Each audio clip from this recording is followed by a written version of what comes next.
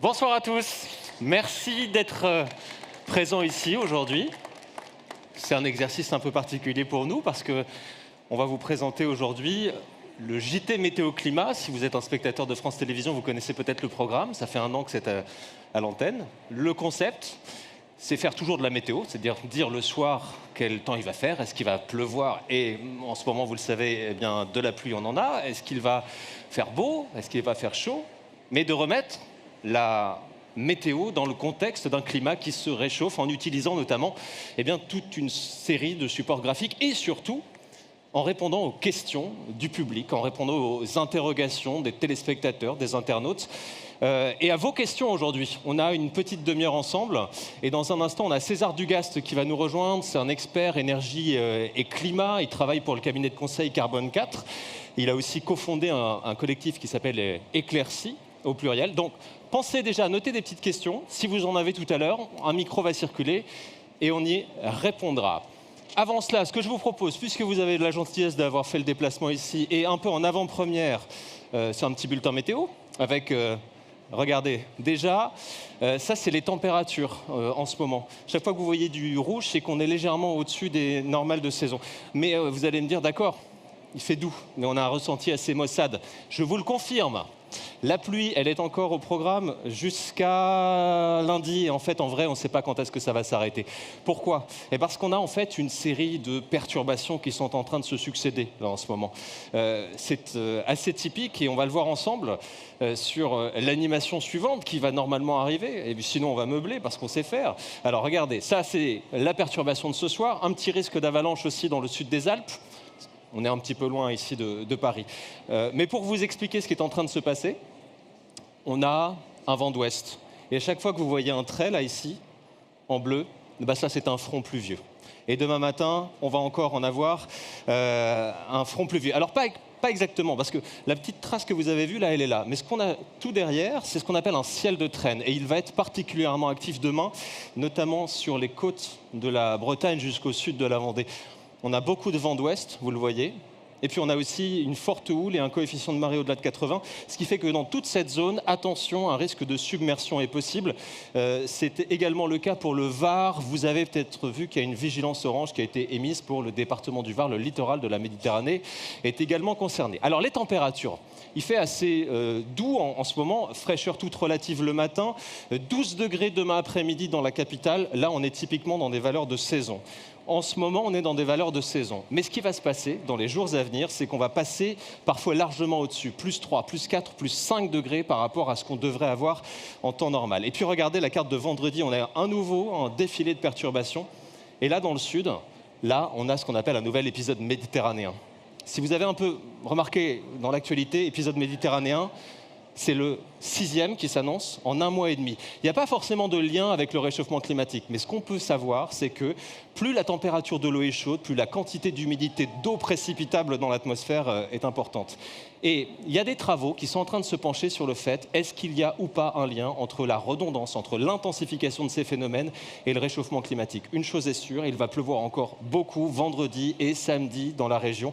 Un épisode méditerranéen qui va aussi se poursuivre jusqu'à dimanche avec de la pluie qui va concerner notamment le sud-est et qui sera localement orageuse, toujours de la neige ici dans le sud des Alpes et puis de la pluie aussi sur le littoral. Pourquoi ? Parce qu'on a une nouvelle perturbation qui arrive.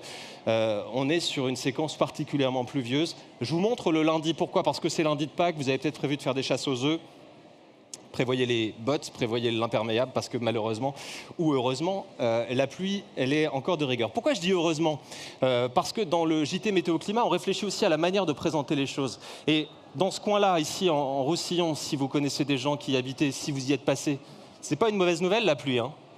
Là, on est presque dans un climat semi-aride en termes de précipitations, tellement il ne pleut pas. Vous avez vu ce qui se passe en Catalogne ? On a un vrai sujet autour de la question et des ressources de l'eau. Et puis la pluie, en ce moment, elle a aussi un impact, c'est qu'elle plaque au sol le pollen.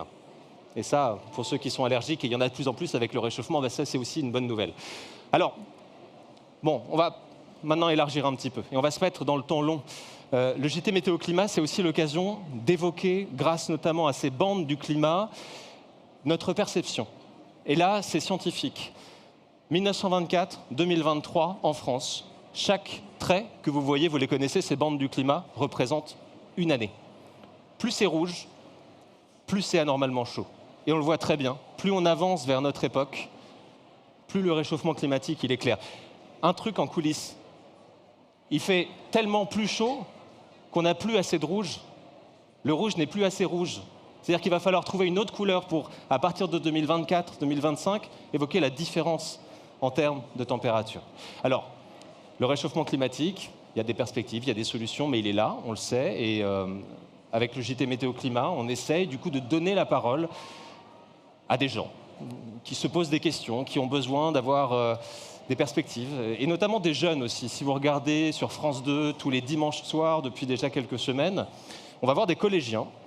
Alors ce sont souvent des éco-délégués, mais on commence avec eux, une génération qui le sait, qui va devoir vivre avec ça. Et on va écouter deux questions ici, sur cette scène, qui vont passer normalement derrière moi. Et puis j'inviterai dans la foulée notre expert à y répondre. Les voici, ces collégiens. Celle qu'on va écouter aujourd'hui, c'est Tessa. On écoute sa question et ensuite on fait venir notre expert pour y répondre. Bonjour, je m'appelle Tessa, j'ai 14 ans, je suis en 3e. Est-ce que les activités humaines sont les seules responsables du réchauffement climatique ? Voilà pour la question de Tessa. J'invite donc César Dugast à nous rejoindre sur scène. Je le rappelle, il est expert énergie et climat chez Carbone 4, qui est un cabinet spécialisé. Viens César, tu peux monter. Et il a également cofondé le collectif Éclairci. Si vous avez des questions à lui poser, vous les notez. Il va répondre à celle-ci et à la suivante. Bonsoir César. Bonsoir, bonsoir. Et ensuite, l'idée, c'est qu'on ait un échange jusqu'à 16h30. On a encore quelques minutes. César, est-ce que les activités humaines sont les seules responsables du réchauffement climatique ? Alors, oui, sans équivoque. Et ça, c'est le GIEC qui le dit. Le dernier rapport du GIEC qui est sorti en 2022. C'est les premières phrases du rapport. Il est sans équivoque que les activités humaines sont responsables du réchauffement climatique qu'on a constaté dans le dernier siècle et demi, quoi. Dans le plus 1,1 degré de réchauffement qu'on voit depuis 1850, c'est sans équivoque que c'est nous, les hommes et femmes, qui les avons provoqués. Alors, la question est hyper intéressante parce qu'en creux, on pourrait se demander qu'est-ce qui pourrait contribuer au réchauffement climatique et qui ne serait pas les activités humaines. Et en fait, la question est assez légitime parce que quand on regarde dans un temps très long dans le passé, il y a eu d'autres facteurs qui ont pu jouer à la hausse ou à la baisse dans la température planétaire moyenne, notamment les activités volcaniques, les différences légères d'orbitales de la Terre autour du Soleil, les différentes inclinaisons sur son axe, et aussi les activités solaires. Voilà, est-ce que le Soleil est plus ou moins puissant, etc. Or, ce que le GIEC a établi de manière absolument certaine, c'est que ces facteurs naturels ne jouent pas du tout dans le réchauffement qu'on voit dans le dernier siècle et demi. Et d'ailleurs, ils ont fait un peu la simulation. S'il n'y avait pas eu les activités humaines et qu'il n'y avait que les activités naturelles, on aurait vu une stagnation, voire un léger refroidissement. Donc sur ma bande du climat tout à l'heure, j'aurais plus d'années bleues d'ici 2020. Bah oui, en fait, on aurait quasiment que du bleu. Ouais. On va vous afficher le QR code. Alors ça, c'est un dispositif que vous connaissez peut-être si vous regardez notre JT. C'est avec votre appareil photo, vous scannez. Alors, vous pouvez le faire là aujourd'hui, mais on ne va pas répondre aujourd'hui à vos questions via le QR code. En revanche, si vous le faites aujourd'hui, vous allez tomber sur un formulaire, vous écrivez « Change Now » et on y répondra, promis, à l'antenne dans les semaines qui viennent. En attendant, on a une deuxième question de Tessa, parce qu'on peut se dire aussi que on est responsable du réchauffement climatique. Donc, on est aussi responsable des solutions. Et je crois que ça rejoint la deuxième question de ces collégiens qu'on écoute. Je m'appelle Mao, j'ai 12 ans et je suis en 5e. Comment pourrait-on réduire le taux de CO2 dans le monde ? Voilà, Mao qui nous demande, si vous avez entendu, comment réduire le taux de CO2 dans l'atmosphère. On est responsable. Est-ce qu'on a aussi une responsabilité pour enlever ce qu'on a mis en trop ? Oui, alors la question de Mao est pareil, très intéressante parce qu'elle utilise le mot taux de CO2. Et en fait, c'est vraiment le cœur du sujet. Pourquoi ? Parce qu'on parle beaucoup d'émissions de CO2, un flux qui chaque année va dans l'atmosphère. Mais ce qui est réellement responsable du changement climatique, du réchauffement, c'est l'accumulation de CO2. C'est le stock de CO2 qui s'accumule année après année dans l'atmosphère. C'est pour ça qu'on peut parler de taux de concentration de CO2. Donc si on veut résoudre le problème, en fait, c'est comme si on avait une baignoire. Enfin, moi, j'adore cette métaphore. C'est l'atmosphère, c'est une baignoire. Le réchauffement climatique, c'est directement lié à la quantité d'eau qu'il y a dans la baignoire, la quantité de CO2 qu'on ajoute. Et le problème qu'on a, c'est qu'on a un robinet d'émissions, donc qui sont nos émissions annuelles, qui est grand ouvert et qui d'ailleurs continue année après année d'augmenter. L'année 2023 a encore battu un record d'après l'AIE. Donc, pour réduire le taux de CO2, c'est-à-dire réduire la concentration de CO2 dans la baignoire, déjà, il faut commencer par fermer le robinet le plus vite possible. Et ça, c'est des actions comme l'efficacité énergétique, la décarbonation des énergies, la sobriété. Il faut couper le robinet du CO2 fossile, mais aussi du CO2 biogénique, c'est-à-dire tout ce qui a trait à la déforestation. Et puis, il faut couper le robinet de tout ce qui n'est pas CO2, parce que vous savez qu'il y a plein d'autres gaz en jeu, notamment le méthane et le protoxyde d'azote. Et ça, c'est notamment le grand rôle de l'agriculture que de proposer des solutions régénératives pour réduire la quantité de méthane et de protoxyde d'azote. Donc ça, c'est sur la partie robinet. Et ensuite, si on veut vraiment vider la baignoire, il faut augmenter la taille du siphon. Et ça, on a des solutions aussi qui sont de l'ordre de ce qu'on appelle les captations de carbone, la séquestration carbone, donc la reforestation, les pratiques agricoles qui stockent, qui piègent du carbone dans les sols. Et puis, si on a les ressources et s'il s'avère que collectivement c'est une bonne idée, il y a aussi les technologies d'émissions négatives qui viennent prendre du CO2 de l'atmosphère. Et ça, c'est les choses qui nous permettraient de réduire le taux de CO2 dans l'atmosphère. Alors peut-être que dans la salle, vous avez des questions. Il y a un micro qui va circuler. Vous avez juste à soit vous lever, soit lever le bras. En attendant que peut-être certains d'entre vous se signalent, j'en ai d'autres, des questions, parce que on reçoit beaucoup d'interrogations qui sont liées notamment à un domaine qu'on connaît tous ici, c'est les nouvelles technologies, Internet. Finalement, Internet, ça pèse combien en termes de carbone ? Internet, ça pèse combien en termes de carbone ? Alors, ce qu'on sait, c'est combien pèse le numérique en termes de CO2, en termes de gaz à effet de serre. En fait, c'est assez peu intuitif parce qu'on se dit, en fait, c'est nos mails qui polluent, c'est quand j'allume ma télé, etc. En fait, le streaming, tout ça. Alors, même si tout ça, ça compte beaucoup, le streaming, ça explose en termes de consommation énergétique, mais à la fin, les 80% des émissions de CO2 du numérique, c'est la fabrication des appareils. Les serveurs, les data centers, mais surtout les terminaux, c'est-à-dire notre smartphone, notre télé énorme. Et donc, en fait, pour maîtriser les émissions du numérique, la priorité numéro 1, c'est de jouer sur la durabilité en fait, des appareils. C'est-à-dire faire du reconditionnement, arrêter de faire de l'obsolescence programmée pour faire en sorte que la durée de vie soit la plus longue possible, faire de la mutualisation d'appareils, tout ça. Et puis, en second ordre, mais ça reste évidemment hyper important, c'est maîtriser les usages. On peut se demander si on a vraiment besoin d'un frigo connecté qui envoie une notification quand il y a quasiment plus de lait. Bon. Donc, à la fois repenser la manière dont on fabrique et qu'on consomme les appareils, mais aussi repenser plus globalement les usages qu'on a du numérique. Ça, c'est vraiment hyper important. J'ai vu des mains se lever tout à l'heure, non ? Si vous avez des questions, vous n'hésitez pas. Je prolonge sur ce que tu disais, César. Il y a des leviers, on l'a vu. Alors toi, tu es plus, notamment dans ton cabinet Carbone 4, chargé d'accompagner les entreprises. Parce qu'on est dans un registre et des injonctions qui peuvent être paradoxales. D'un côté, on nous parle de croissance dans un monde capitaliste. Et de l'autre, ce que tu nous dis, c'est un peu en creux de la décroissance. Alors sur quel levier, quand on est dans une entreprise, et puis après, je te demanderai quand on est un particulier, on peut agir ? Alors, vous avez combien de temps là ? Oui, alors dans le cabinet dans lequel je travaille, Carbone 4, on essaie d'accompagner les entreprises dans leur transition écologique. Les leviers à leur disposition aux entreprises, il y en a énormément. Je vais commencer par les plus faciles et ensuite on verra les plus difficiles. Mais les plus faciles, c'est décarboner leurs activités. Changer leur chaudière, passer aux véhicules électriques pour leur flotte de véhicules, faire plein de petites choses, revoir leur politique de l'avion, par exemple, pour les déplacements des collaborateurs à l'étranger. Ça, c'est vraiment les mouvements sans regret, quoi.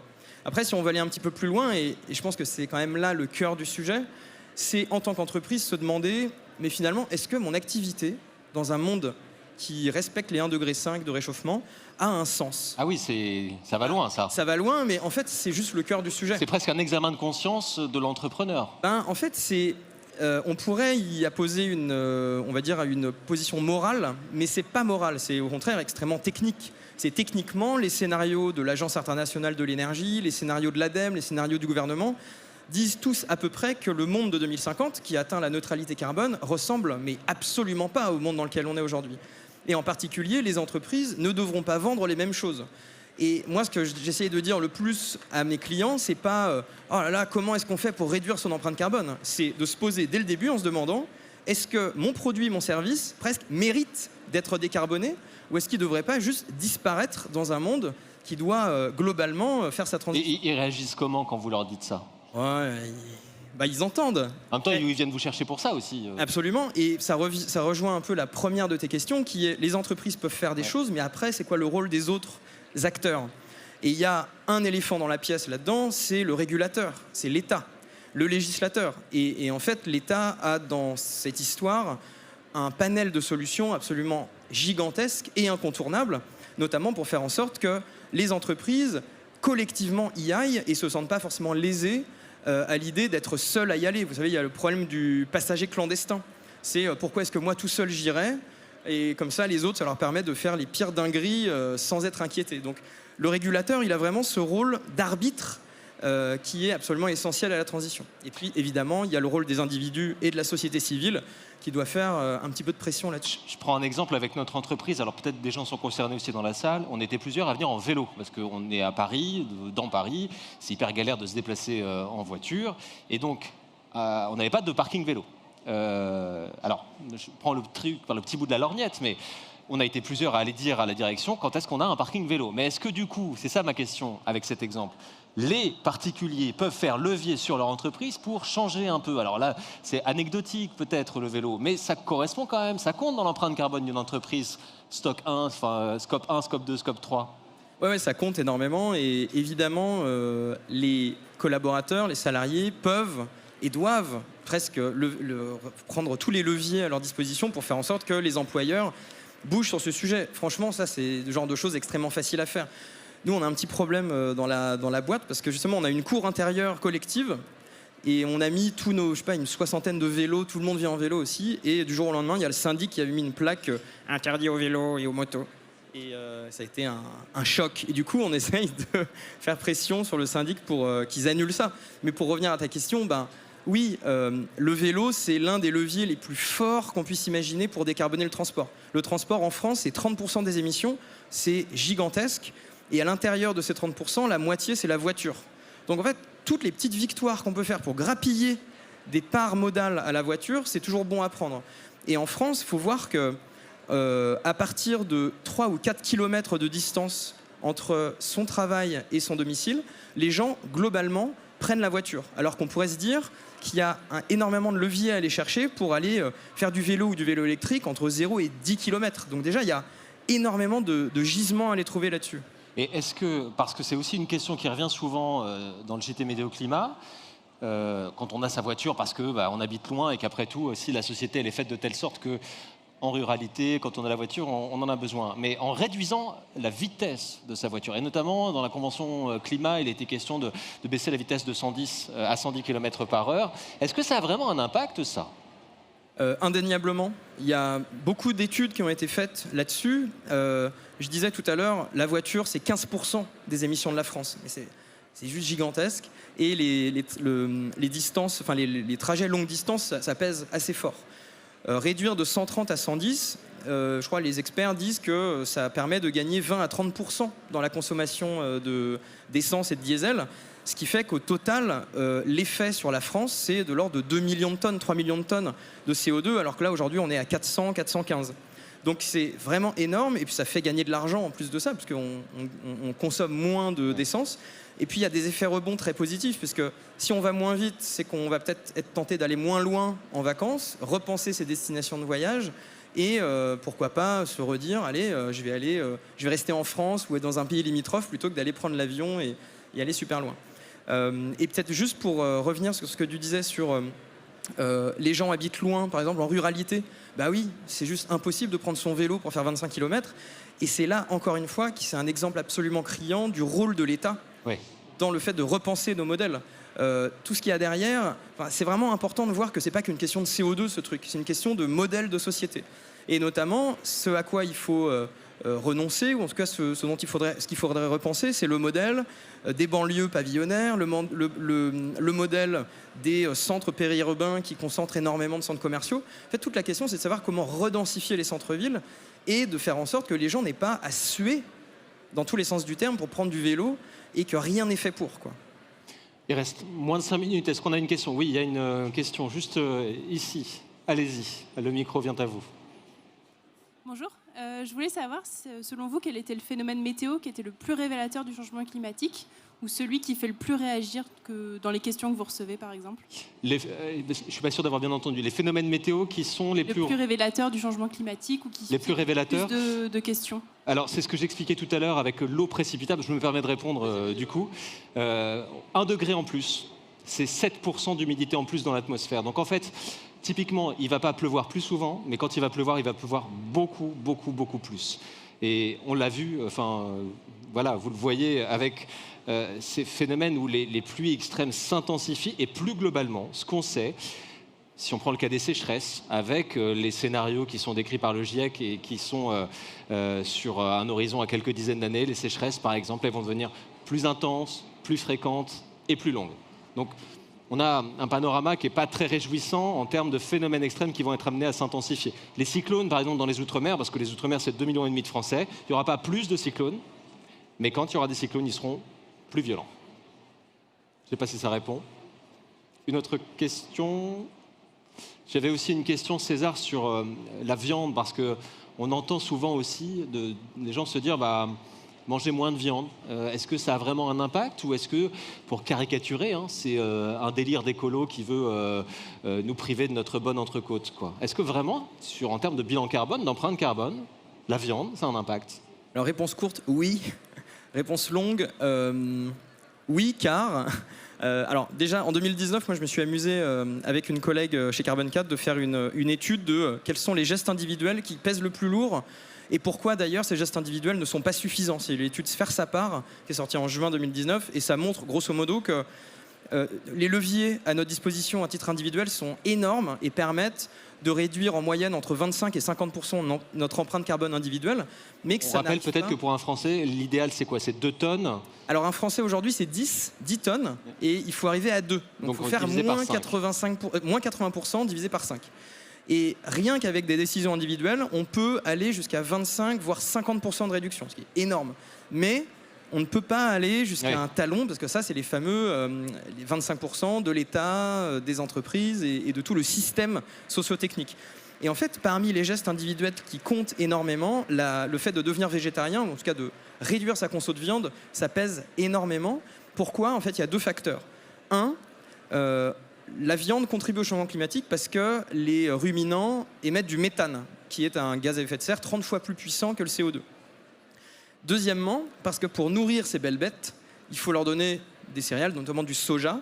Et dans les pays notamment tropicaux, il y a énormément de déforestation qui est faite pour planter des énormes champs de soja et d'ailleurs aussi pour les faire pâturer. On transforme des forêts en pâturage. Donc en fait, pour ces 2 grands facteurs, la viande rouge notamment pèse très très fort dans l'empreinte globale de la planète en termes d'émissions. Et il y a un rapport super intéressant du réseau Action Climat qui est sorti il y a 1 mois environ qui montre que en France, on consomme 2 fois plus de viande rouge que la moyenne mondiale. 2 fois plus. Ce qui a des conséquences non seulement climatiques mais aussi de santé. Le nombre de cancers, le nombre d'AVC qui peut se déclencher, c'est vraiment énorme. Et qu'il suffirait de réduire de 50% la consommation de viande en France pour parvenir à nos objectifs climatiques. Donc c'est à la fois souhaitable et possible. Intéressant. Alors, une dernière question, et je vais te demander une réponse assez courte parce qu'on arrive au terme de cet entretien, mais on a eu des questions de collégiennes là tout à l'heure. Est-ce qu'en termes de com, d'une certaine manière, mais en termes d'avenir, la réponse à cette urgence climatique, elle passe aussi notamment par les enfants et par la jeune génération? Oui. Je pense que, en tout cas, c'est un message d'espoir absolument fort qu'on peut donner ici. C'est les jeunes générations. Alors, moi, j'aime pas dire que c'est à eux de faire le boulot. Ce serait parce leur que mettre un fardeau sur leurs épaules. C'est à nous, et on est déjà dans la mouise très fortement. Donc, c'est à nous de faire le boulot. Après, c'est super qu'il y ait autant de prise de conscience aussi jeunes. Mais je pense que nous, ce qu'on peut se dire à notre génération, là, on a plusieurs générations dans la salle, c'est à nous de faire le travail de manière à ce que ces gens-là, ces jeunes, puissent bien vivre quand ils auront 60, 70 ans. C'est ça l'enjeu, je pense. Merci beaucoup. Merci César Dugast. Alors je suis désolé, j'ai plus le temps pour la question. suis désolé. César Dugas, qui est donc, mais reste avec moi, expert énergie-climat chez Carbone 4, qui a cofondé aussi le collectif Éclairci au pluriel. Je suis vraiment désolé pour les questions, mais heureusement, vous avez un QR code. On va le réafficher, on va tenter de le réafficher. Puis sinon, vous allez sur franceinfo.fr, JT Météo Climat, vous pouvez nous poser vos questions. Et encore, si vous mettez Change Now dans le formulaire, on y répond très vite sur les antennes de France 2, France 3, France Info. C'est à 20h40, à 20h20 et sur France 3, juste avant le 23h. Merci infiniment à vous. C'était un plaisir que d'avoir cet échange. Et puis, bonne fin de journée ici. À bientôt.